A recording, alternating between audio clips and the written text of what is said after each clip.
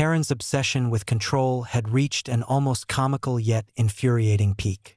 She suddenly declared that she needed to inspect my cabin, insisting that the HOA had the authority to examine the property whenever she wished.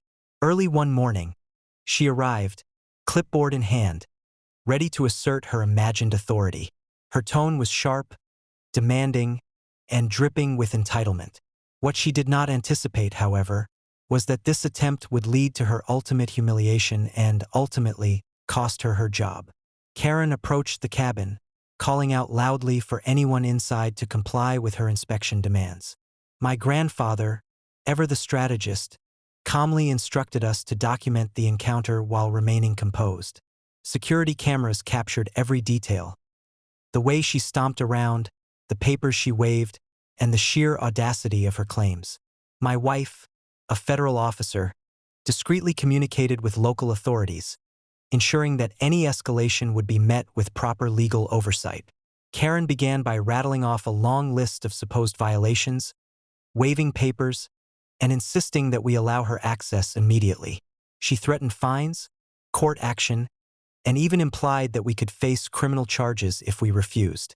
Her demands were absurd, but her confidence suggested she truly believed she had the right to enforce them. My response was calm but firm. Every point she raised was legally baseless. She had no jurisdiction over the cabin, no authority to conduct inspections, and any attempt to enter without permission would constitute trespassing. Her frustration quickly escalated into panic when I calmly informed her that the situation would now be documented and reported to higher authorities for harassment and illegal activity. Karen's threats became increasingly desperate, and she attempted to assert authority by intimidating neighbors into compliance. But my family had anticipated this tactic. We had collected affidavits, video recordings, and prior documentation of her harassment. Every bluff she made was met with prepared evidence and legal clarity. The final blow came when local authorities, already briefed on her history, arrived. Karen attempted to manipulate the situation with her usual theatrics, claiming urgent need for inspection and referencing rules that applied to properties she did not control. The officers, fully aware of her record, immediately sided with the property owners.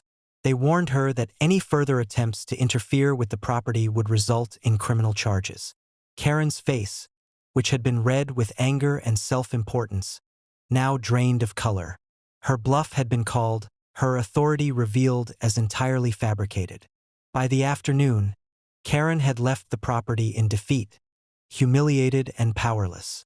The cabin remained secure, my family unscathed, and every attempt to impose her will thoroughly documented.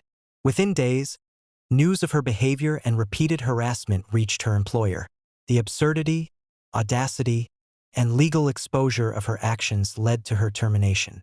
The woman who had once wielded imagined authority now faced the ultimate consequence: losing her job due to her obsession with controlling others. This incident marked a significant turning point in Karen's saga. Her obsession with power had escalated from harassment to attempts at illegal intrusion, and it had backfired spectacularly. The combination of preparation, documentation, and legal authority had neutralized her every tactic, leaving her humiliated, jobless, and exposed. By sunset, it was clear that Karen's obsession had destroyed her credibility, authority, and career. Every attempt to enforce her fabricated rules had ended in failure, and the property remained safe under the stewardship of a prepared, strategic, and united family.